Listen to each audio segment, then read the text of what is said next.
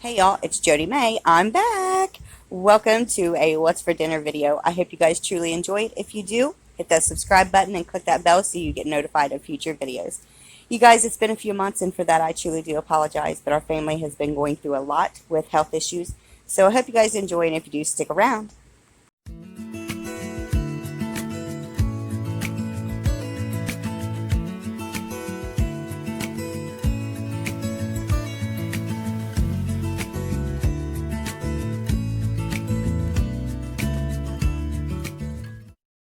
To start off the dinners, we made some Copycat Arby's roast beef cheddar melts.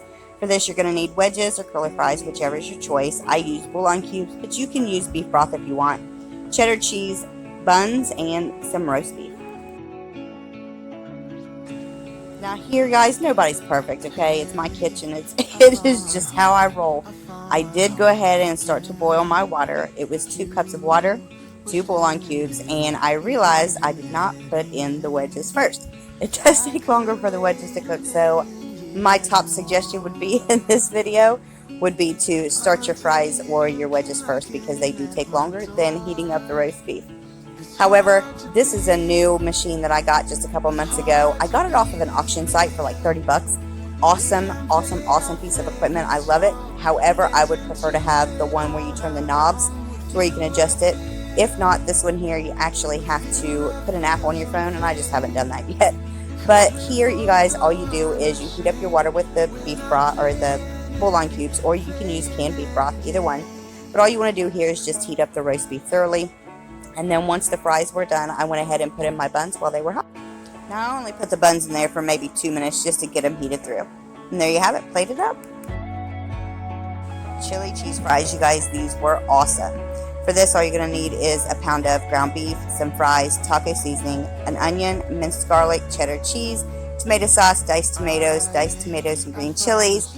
And you guys can add the kidney beans or leave them out. It's your family, your taste buds. You guys do it however you want. But all I did here was I browned up this pound of hamburger, and once it was completely browned up, I went ahead and added in 1 tablespoon of garlic.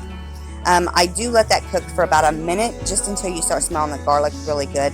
That way you don't overcook it and it does not scorch. Now once that was simmered just for about a minute, like I said, I did go ahead and add in the taco seasoning. I only used a half a pack just because sometimes it can be overpowering. But I go ahead and I mix that in really good, let it fry down for just a few seconds, and then I go ahead and add in about 3/4 of a cup of water, and I let that simmer down.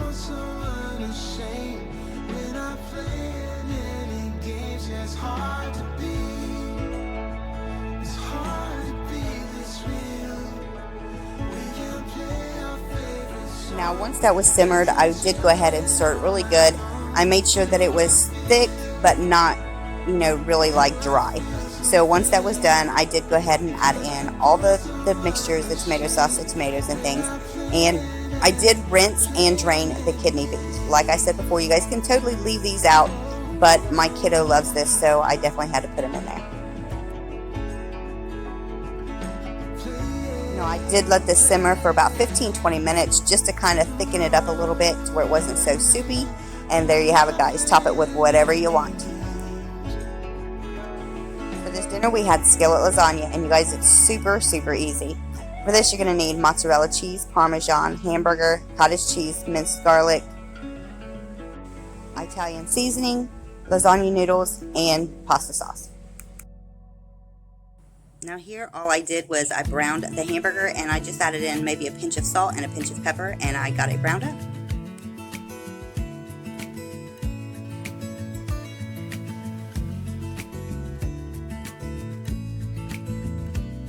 Now once I had that browned up, I did go ahead and add in about 1 tablespoon of minced garlic, about 1 tablespoon of Italian seasoning, and just a couple minutes ago I did go ahead and add in just a pinch of salt and a pinch of pepper.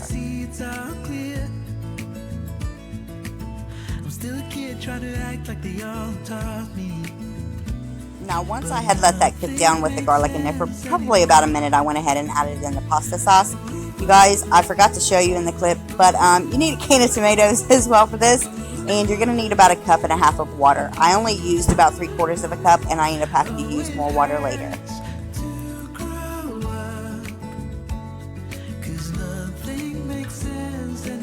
Now once I had that coming up to a simmer, like I said, use 1.5 cups of water just to make sure you have enough liquid in there to cook the noodles down. And here I didn't have the clip to where you actually see me adding in more water. But use about 1.5 cups of water and you should be good. Now for the noodles, all I did was just broke them up. You can leave them whole, you can leave them, crunch them up smaller, however you want to do it. However, you do want to make sure that you stir them really well so they do not stick together. And you want to make for sure that you kind of get them smoothed out, evened out as much as possible. That way that they cook evenly and you don't have to keep messing with it. Now I do cover these probably for about 10 minutes and then I leave them uncovered for the remainder of the time. It didn't take long for this to cook. I did cook it on about a low medium for about 25 minutes maybe.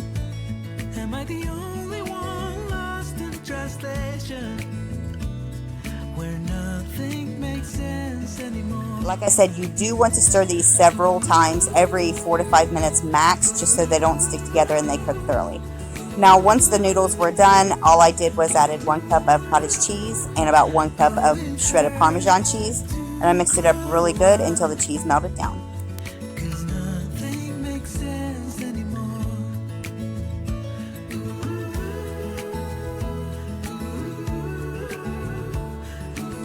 Now once the cheese is mixed in really good with it and I seen that the Parmesan was pretty melted, I went ahead and topped the whole entire thing with some mozzarella cheese, shredded mozzarella, and then I put the lid on it until it melted over the top. And there you have it plated up, and all I did was serve it with a side salad. For this dinner we had pepperoni mozzarella cheeseburgers. For this, you're going to need pepperoni, mozzarella cheese, buns, potato wedges, or tater tots. I had both, so I used half of what I had of each. And then, of course, the hamburgers. Now here, all I did is I put in the hamburger patties. You guys, I get these at Walmart or Kroger, either one. They're super easy, super good. All I do here is just add a little bit of salt and pepper to them and some Worcestershire sauce, if I can speak today. And I cover them up and I let them do their thing.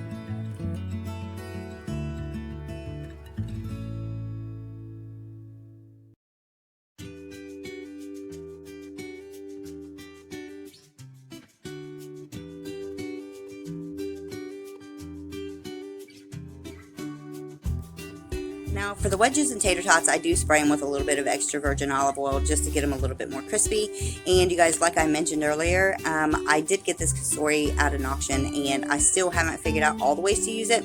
But no, it doesn't take 25 minutes for these to cook on this setting. It only took about 18 minutes. And in the middle of them cooking, you have to kind of shake them up a little bit, stir them up so they cook evenly. Now once the hamburgers were done, I did go ahead and add in probably 4 or 5 slices of pepperoni to each hamburger. I left one of them plain just because I don't know if TJ would have wanted them on there or not. But once they were cooked, probably about 2 or 3 minutes, just to kind of get them softened up and get them a little toasty, I just topped them off with a little bit of mozzarella cheese, put the lid on it, and let it melt down.